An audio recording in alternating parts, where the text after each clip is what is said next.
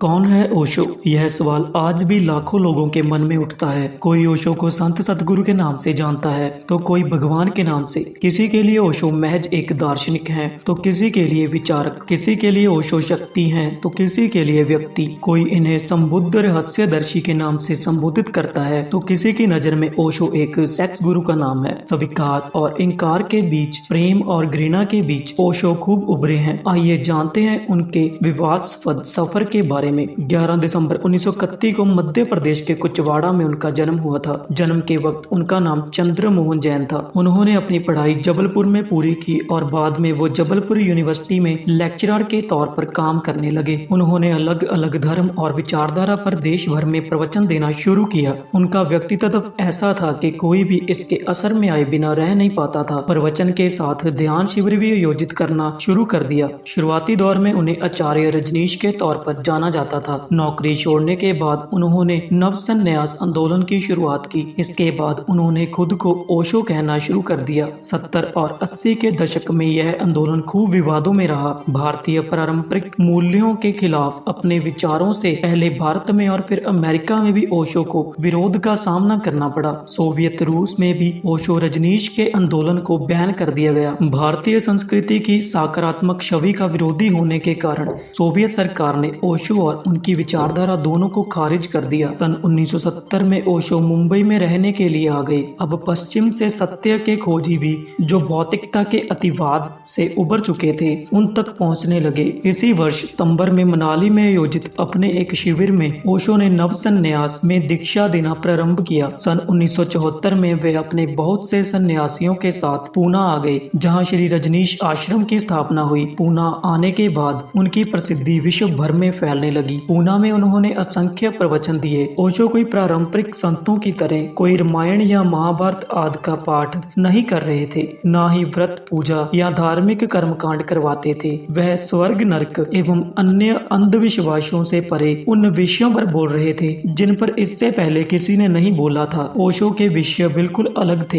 ऐसा ही एक विषय था संभोग से समाधि की ओर, जो आज भी विवाद का विषय बना हुआ है। 1981 में स्वास्थ्य खराब होने की वजह से चिकित्सकों के परामर्श पर ओशो अमेरिका चले गए। साल 1981 से 1985 के बीच वो अमेरिका रहे। ओशो के यहाँ बड़ी संख्या में अनुयायी थे। उनके अमेरिकी शिष्यों ऑर्गन राज्यों में 64,000 एकड़ जमीन खरीदकर उन्हें वहाँ रहने के लिए आमंत्रित किया। इस रेगिस्तानी जगह में ओशो कम्यून खूब फलने फूलने लगा। यहाँ करीब 5,000 लोग रह रहे थे। ओशो का अमेरिका प्रवास बेहद विवादास्पद रहा। महंगी घड़ियां, रोल्स रॉयस कारें, डिजाइनर कपड़ों की वजह से हमेशा चर्चा में रहे। ऑर्गन में ओशो के शिष्यों ने उनके आश्रम को रजनीशपुरम नाम से एक शहर के तौर पर रजिस्टर्ड कराना चाहा, लेकिन स्थानीय लोगों ने इसका विरोध किया। उनकी शिष्या रही ब्रिटिश मनोवैज्ञानिक गैरेट कहती हैं, हम एक सपने में जी रहे थे। हंसी, आजादी, स्वार्थहीनता, सेक्सुअल आजादी, प्रेम और दूसरी तमाम चीजें यहाँ मौजूद थी। शिष्यों से कहा जाता था कि वे यहाँ सिर्फ अपने मन का करें, वे हर तरह की वर्जना को त्याग दें, वो जो चाहे करें। गैरेट कहती हैं, हम एक साथ समूह बनाकर बैठते थे,